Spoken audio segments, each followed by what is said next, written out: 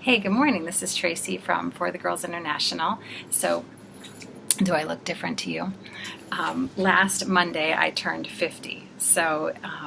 I feel a little bit different. It's definitely a milestone, and I have been pretty reflective over the past couple of weeks, just reaching that mile marker in my life, and especially thinking of the difference of how I felt when I was turning 40 to how I feel now, entering this new decade, because I have so much hope and excitement for the things that are ahead. And when I was turning 40, I was in a little bit of a different place in my life. I was struggling with that, I think a little bit of that midlife feeling, but I was also I had some past trauma, some things that were deep down inside I had kind of stuffed for a long time that were starting to come to the surface. And I started battling with a cycle of depression that was pretty rough to navigate through most of my 40s, to be honest.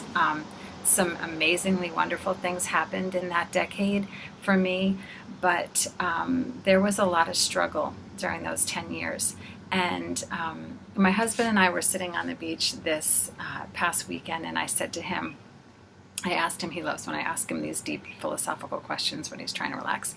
I said, what would you tell your 40-year-old self? If you could go back and tell him something, what would you tell him? And I was just interested because I've been thinking about that. What could I have said to that 40-year-old struggling self that could have really helped at the time? And he just said at that time he was 2 years into his new business, and he was struggling in his, his early 40s with just a new career, building a new team. And he said, I would just tell him it's going to get better. And I thought, that's great. He's a man of few words. But when he says something, a lot of times it's just, yeah.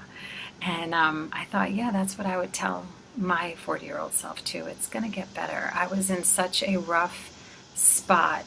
And if I had just known all of the healing that was to come, all of the joy that was to come, all of the promise of what I am moving towards today and the things that I have in my life today, not that I didn't have them then, but the joy and the peace that I was missing because of the things that I was struggling with, it would have been even easier to bear.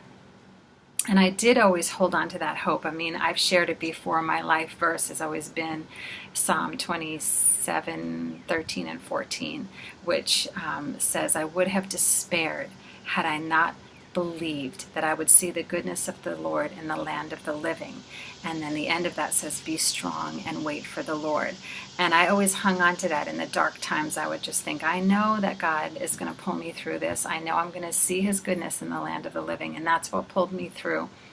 And now I'm experiencing that. Now that I've experienced some deep healing from some places and I believe that that the wounds and the things that were there that had just festered for years were the cause of those depression cycles that I had. And I can say now that it's been a couple of years that I have been free of that. And the joy and the peace that I have now is just incredible. And I look forward to this new decade, knowing that, life can happen, but I just know that we'll see the goodness of the Lord in the land of the living right here and now where we live. So if you're in a place where you're struggling, I just felt compelled to share that because of this time that I've been just thinking about everything I've been through in the past 10 years. And, in those dark times when I felt pretty hopeless of finding that real joy again in my life, I wish I had known that everything that I'm experiencing now. So I just want to encourage you to wait for the Lord. Be strong if you're in a time that's difficult, that you dig deep and find out what the root of that is. Get rid of it. Don't waste one more second not addressing those things, because he has got good things for you, but sometimes we have to plow through in order to get to them. So I hope you have a great week, and I will see you next week.